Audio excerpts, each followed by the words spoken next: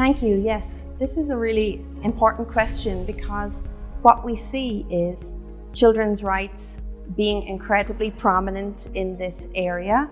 Children and youth have been leaders in the area of climate justice. We see young people such as obviously Greta Thunberg from Sweden, but also Autumn Pellier from Canada, lots and lots of young people, especially young women, taking the lead in climate justice.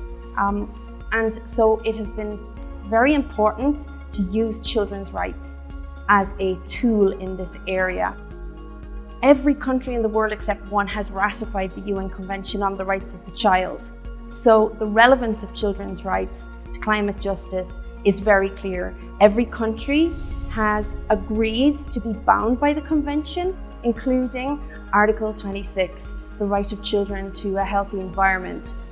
The UN Committee on the Rights of the Child, the body that implements the convention, has drafted a comment on the right of children to a healthy environment, which outlines in more detail what countries have to do to abide by, for example, common environmental rights principles such as the precautionary principle, where they have to err on the side of ensuring that we protect the environment in instances where it's not 100% proven, but it's very likely that the environmental harm will be quite bad.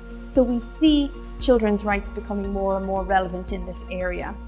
In climate litigation, it's incredibly exciting how children have moved from the streets, advocating for climate justice through protests in national parliaments, and now they've moved to courts as well, working with adult allies to litigate across the world in numerous different countries.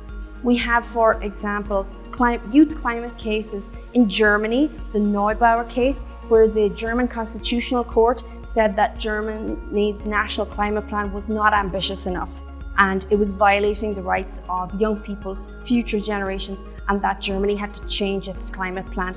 And German politicians said that they would do this immediately. They announced that. So we see children and young people making real change in their countries. We see also at international level attempts at petitioning international bodies to help make countries be better at climate mitigation. For example, the SCJN petition in 2019 included Greta Thunberg and 15 other young people from all over the world who outlined how the climate crisis is affecting them in quite devastating ways. We had a young man from Alaska outlining how his indigenous way of life was being destroyed because of global warming, melting ice sheets, and the destruction of the indigenous way of life.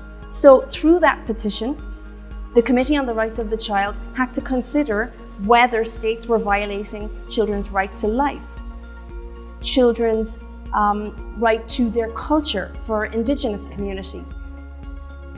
So what we saw was that because this petition did not go through national courts first, and that's a principle of international law that has to be followed, the committee declined to hear it in full, but even so, made a groundbreaking finding in international law. The first time a UN body said that states can be held responsible for transboundary harm where what a state does affects children outside its borders. And that, so in a future case where children have exhausted national remedies, there could well be a finding in favor of children. So it's an extraordinary time where we see children doing these things, for the first time organizing on a global scale. It's incredibly important for climate justice that children are pushing boundaries in this way. So children's rights have become a primary theme in the fight for climate justice.